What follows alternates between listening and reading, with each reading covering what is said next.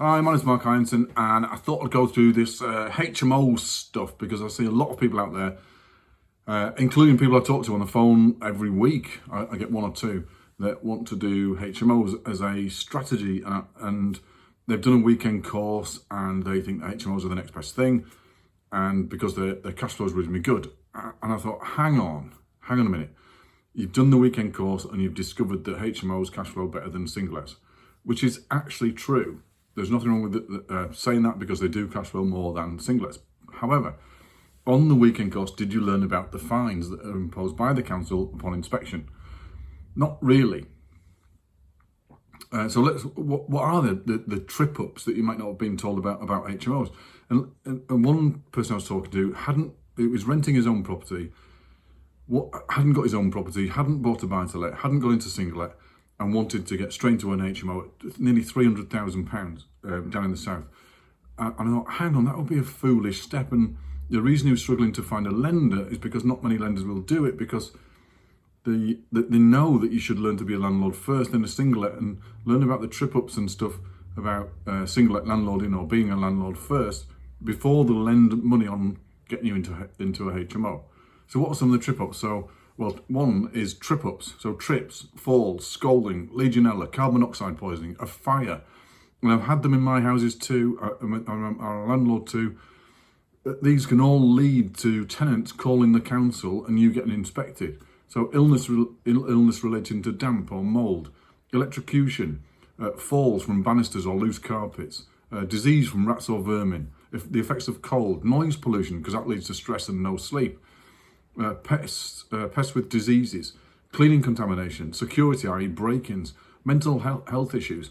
These things can all lead to a tenant calling the council come and inspect you, and if they find any of the other things in there, it's an on-the-spot fine. On the spot, and the fines can be enormous.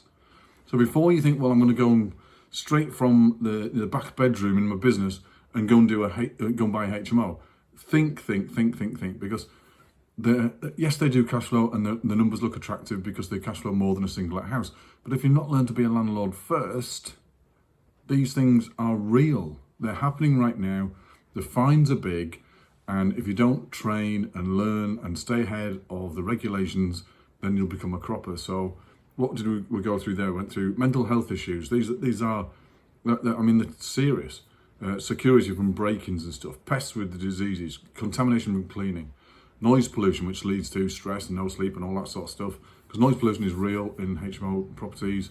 The effects of cold, disease from rats or vermin.